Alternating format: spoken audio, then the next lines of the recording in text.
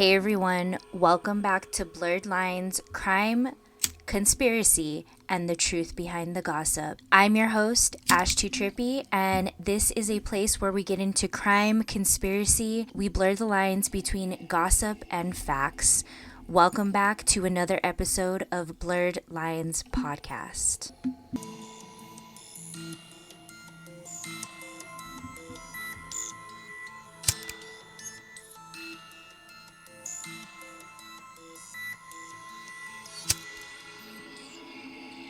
Hello everyone, welcome back to Blurred Lines Podcast. I am your host, Ashtootrippy, or Ashley. I just want to, before I get into today's episode and to give you guys some information about today's episode, I want to give you guys a heavy trigger warning for today's episode, as it does involve situations of rape as well as child abduction.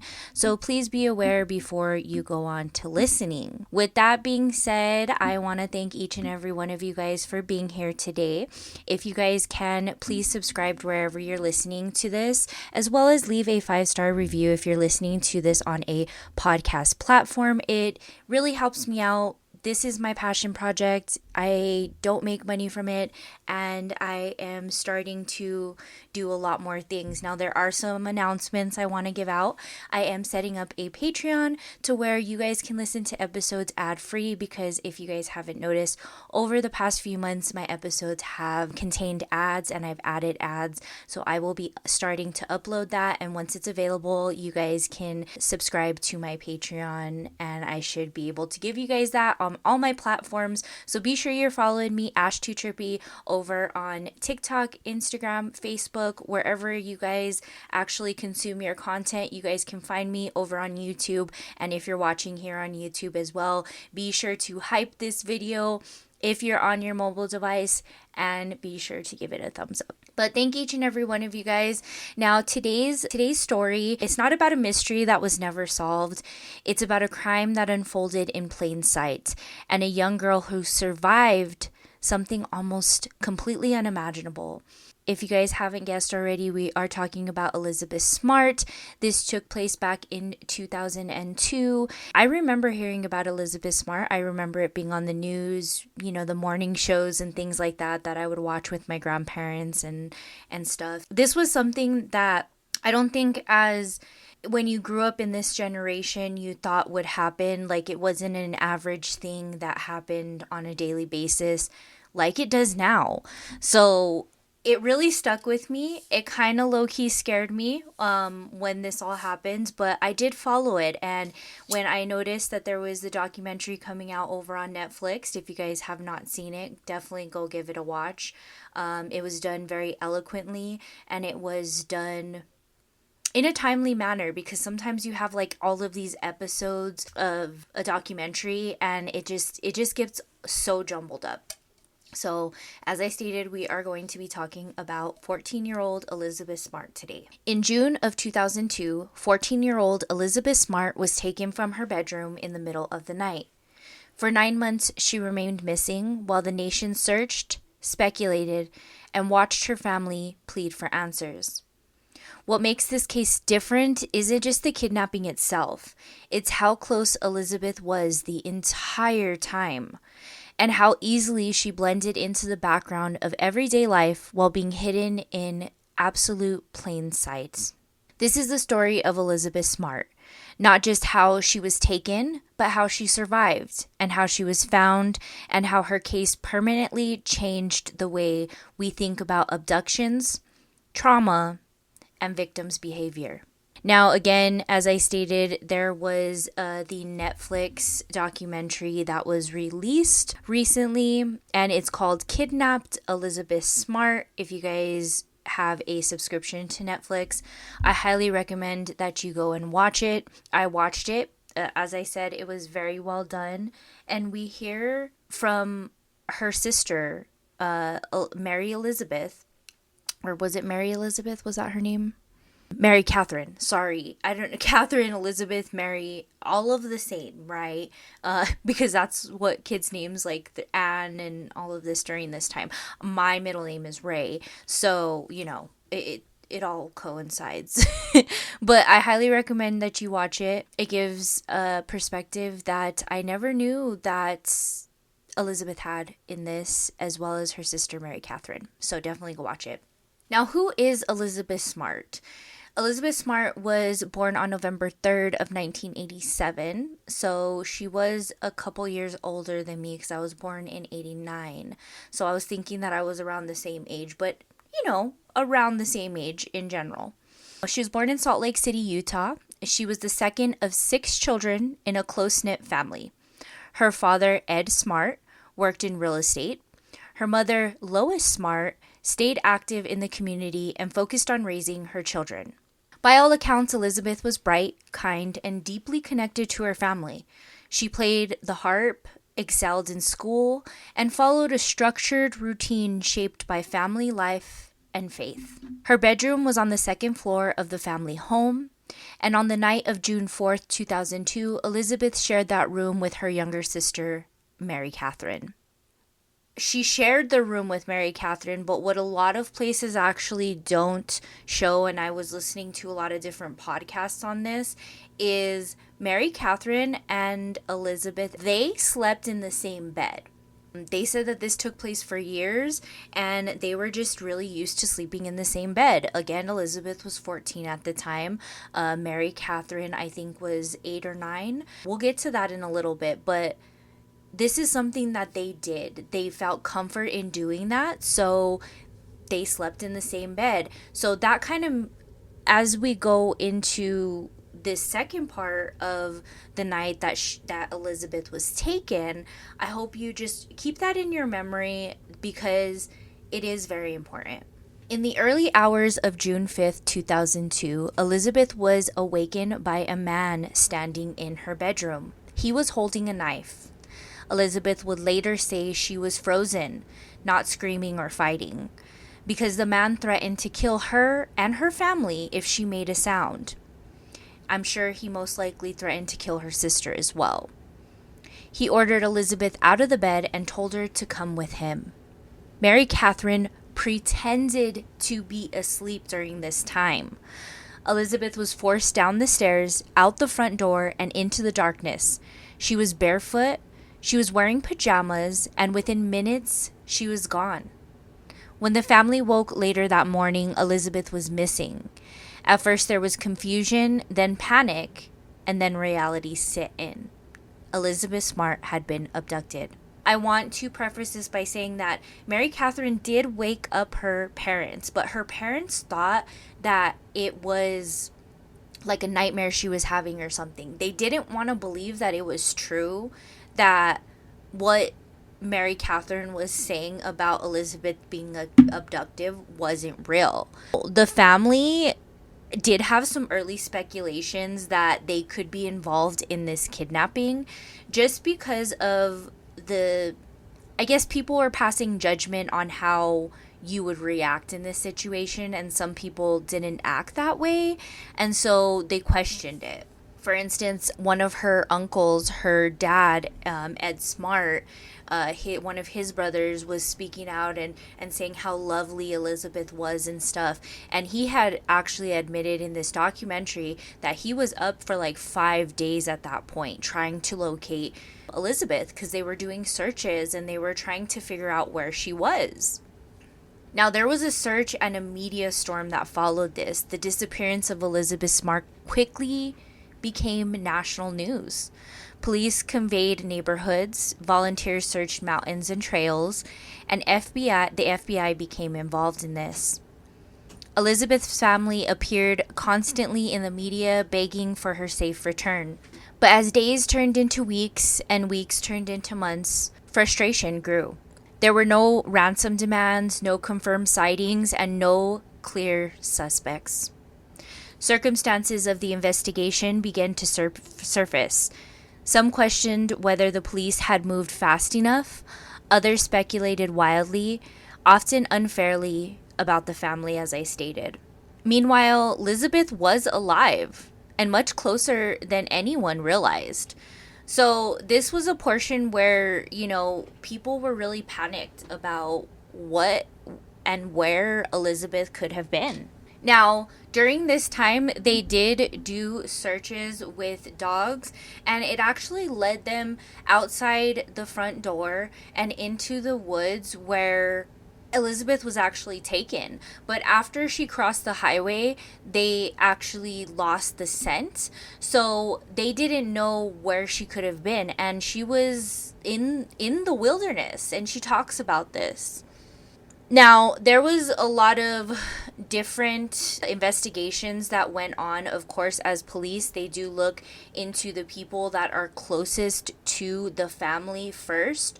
So, the family was always having like renovations in their home. So, they gave the police a list of people that would have been helping with the renovations and helping with building this home. It was a massive home that was being built. As I stated, Ed Smart was a real estate, I don't know if he was like a broker or anything, but he worked in real estate and he was really well off. And her mother stayed home with the children and did all of that. They did try to help people. They were people of faith. They tried to give people work that were maybe homeless or just trying to make a buck for the day to feed their family. And that's what they did. So they had a lot of people in and out of the home while it was being renovated and built. Elizabeth's abductor was Brian David Mitchell, a self-styled religious zealot who believed he was acting under divine command. He was joined by his wife, Wanda Barzee. Elizabeth was given a new name. She was dressed in robes, her hair was covered, and she was isolated, manipulated, and abused. Mitchell used fear, religious rhetoric, and constant threats to control her. Elizabeth later explained that she was told repeatedly that if she tried to escape, her family would be killed. This fear, not physical restraint, is what kept her captive. Elizabeth and her captors moved frequently, camping in canyons and abandoned areas just miles from Elizabeth's home. At times, they walked public streets and talked to people. People saw her, but no one recognized her. Talk about being so close and being so scared, the fear she had to not just run.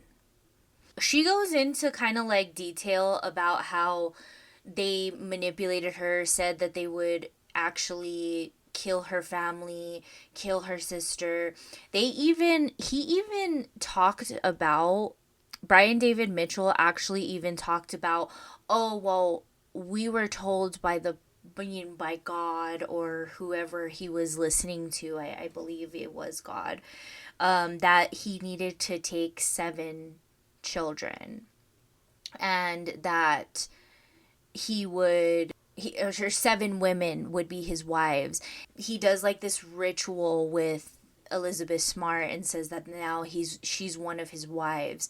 And actually, one of Elizabeth's cousin was almost abducted. And this is one of the cousins, Olivia, that lived in the neighborhood of David's mother. And so he basically targeted her and watched her and knew that that was Elizabeth's cousin. Even told Elizabeth, like, I'm gonna maybe steal your cousin, or maybe your sister can be one of my wives. And he like told her these type of things, which is really, really disturbing, that the fact that this man was manipulating her to the point where she was like, well, maybe if I stay, he won't go about that, right? And the really, really sad part that got me in all of this, and again, heavy trigger warning, but she thought that she was getting punished by him raping her. And she was so innocent that she thought that if she rolled over on her belly, that he could not rape her. Unfortunately, we all know that's not what happens. And unfortunately, she thought that maybe her family didn't want her back after that had happened to her. And that's something that just completely broke my heart. Completely. Now, there were moments, haunting moments, when Elizabeth was in public spaces. She was even begging. She was seen walking with Mitchell. She had even been stopped by the police once. But Elizabeth did not identify herself. Later, she would explain why. She believed her silence was protecting her family, like I said. This part of the story forces an uncomfortable truth. Survival doesn't always look like resistance. Fear changes behavior and trauma silences people. It took that fear to control her behavior, but he didn't have to tie her up. But he did tie her up for the first couple of months. He tied her or chained her to a tree in their campsites and wouldn't, like, if they would go somewhere, they would leave. Now, they were stopped by the police one time, and basically Brian David Mitchell basically told the police that it was part of their religion that he could not show his daughter's face, because they wanted to see the girl's face to make sure that she wasn't Elizabeth Smart. And he knew that. And he's like, no, the only people that will see her face is me as her father and her future husband. They ended up just letting him go. They weren't going to make that happen because there was this big, like, religious barrier that they didn't want to cross. That was crazy. There was also an instance that I heard on a podcast, and I'll put the podcast down in the show notes down below, but I had heard this information that I guess, so they ended up going to California for a bit, and I think they were out like in San Diego or something, and Brian ended up getting caught by the police, and allegedly Elizabeth and Barzee, Wanda Barzee, the woman that was helping Brian with this, they almost starved to death because they were told to stay at the campsite, and he had been taken into jail. And I guess he comes around like a few days later with a bucket of KFC and was like, yeah, I got taken into jail. And that was at one point that Elizabeth kind of said, I need to get back to Salt Lake City. Kind of sweet talked him in a way to basically say, you know, we should go back to Salt Lake City. I think God has talked to me. You should ask him if that's what we should do. And they ended up going back to Salt Lake City where the crime took place. And Elizabeth convinced them of that. It was crazy. In March of 2003, 9 months after her abduction, police received a tip about a strange man and a young girl matching Elizabeth's description. On March 12, 2003, officers approached Mitchell and Barzee on the street in Sandy, Utah. Elizabeth was standing right there. She was alive. When asked her name, she hesitated, then finally said it. She didn't necessarily say her name was Elizabeth Smart, but the officer kind of felt the energy that she was giving off and basically was like, listen, I know you might be her. So after a little bit, she was like, what did she say? She said, if thy sayeth. I think that's what she said. And he was like, okay. You gave me that information. She was scared. She was rightfully scared. The man that abducted her from her bedroom and the woman that sat by and watched as this man raped her and did all of this stuff to her, didn't feed her and chained her to things and did all this, that, and the other, are standing right there. So it's completely understandable that she was just so frozen in fear. Now, Elizabeth was reunited with her family that same day. Brian David Mitchell was later convicted and sentenced to 2 life terms in prison. Wanda Barzee pled guilty and served prison time before being released years later, and we'll talk about that here in a moment.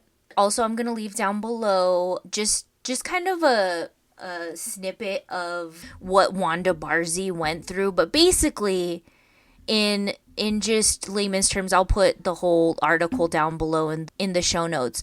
But she got caught. She lives out in Washington now, I guess. And she was not permitted to be around children or be in, like, a park setting, and she was already told to not frequent this park that she was at, and she ended up at the park. So she violated parole. She was let out later, and she's out in Washington. Wanda Barzee, the woman that sat around while Elizabeth Smart was abducted. Yeah. So the legal outcomes were only part of this story, and Elizabeth had to rebuild her life in the public eye, and she's done it so wonderful, so wonderfully. If you ever want to show a figure of strength, Elizabeth Smart is one. She went along with this to protect her family, and she found her way out regardless of anything. I mean, they were talking about going to Chicago. They were talking about going to different places and abducting children, and they tried in California. That's why he was in jail. And there was consistencies of the abductions, because there was actually like chairs that were pushed up against the window when Elizabeth was taken, and the two other instances, including with Olivia, Elizabeth's cousin, this is what took place as well. Now, Elizabeth's voice today, she refused to remain defined by what happened to her. She became an advocate for missing children, a victim of abuse, and trauma survivor. She challenged harmful myths about victim behavior and consent. She spoke openly about survival, not as something heroic, but as something human. Her message was simple and powerful. Silence does not mean consent. Survival does not mean weakness, and healing is always possible in these circumstances. I want to give you guys kind of what Elizabeth Smart is doing now. And like I said, she kind of talks about, she's an activist. She talks about survival. She talks about strength. She talks about speaking your truth. She does have a Elizabeth Smart Foundation, which tells her about her story. It also, there's Smart Defense, which is it's a holistic self-defense program that emphasizes the education surrounding sexual violence prevention. In addition to the martial arts techniques, it's used for defense and escape. They also do Smart Talks. It's a podcast featuring Elizabeth Smart as she speaks with individuals making a difference in the field of anti-sexual violence, focusing on stories of empowerment, recovery, and hope. And then she also has the movement, We Believe You. We Believe You Survivor Stories recognizes the power of storytelling in healing and advocacy, providing survivors with a platform to reclaim their voices and share their experiences on their own terms. And of course, she brings awareness through education, advocacy, storytelling, and awareness programs, empowers individuals and communities to recognize, prevent, and respond to sexual violence. By fostering open dialogue and promoting prevention strategies, they aim to create a culture of safety, support, and lasting change. She also has a survivors support fund. She has a survivors support fund, offers direct financial assistance to adult survivors of sexual violence across the U.S., covering needs like therapy, legal support, education, housing, and more. The funds help survivors heal, rebuild, and move forward with dignity. Every application is reviewed with care and trauma-informed lens. So I will leave the link to Elizabeth Smart Foundation. It sounds like a wonderful foundation, and actually I'm going to add that to the list of places I donate, because that is just so amazing to me that she worked through this adversity. She made it not only her career, but her mission in life to help people. Now, Elizabeth Smart is married and she does have kids, and she is working on her foundation, and she seems like she is doing wonderful. She looks forward. She does not look back. However, she does see it as a way of helping people. Elizabeth Smart's story isn't just about a crime that happened. It's about how we listen to victims, how we judge survival, and how easily the truth can walk right past us without being recognized. She was hidden in plain sight, and she survived. This story is absolutely amazing, and I hope you guys enjoyed it as much as I did. Like I said, I followed this case very closely and I learned some new things as well, because we always are learning and growing. And because in the beginning for some reason I thought that she didn't want to talk about this, like she didn't want to keep rehashing her story. And for some reason I still think that's true in a way, because she's made these foundations to where people can speak their truth and speak their stories. And it's not only her story that counts, but her story made it happen, and that's what we will follow. I want to thank you guys so much for being here with me today. I want to remind you guys, wherever you are listening to this podcast, please like and subscribe, leave a review if you can. And if you are listening to this over on YouTube, hype this video. As I stated in the beginning of the podcast, I will be doing a Patreon, so stay tuned for that, guys. But before I let you guys go, I just want to thank each and every one of you guys for listening, and I hope you guys have a wonderful rest of your day. Stay positive, stay awesome, and we'll talk about it next time. Bye, guys.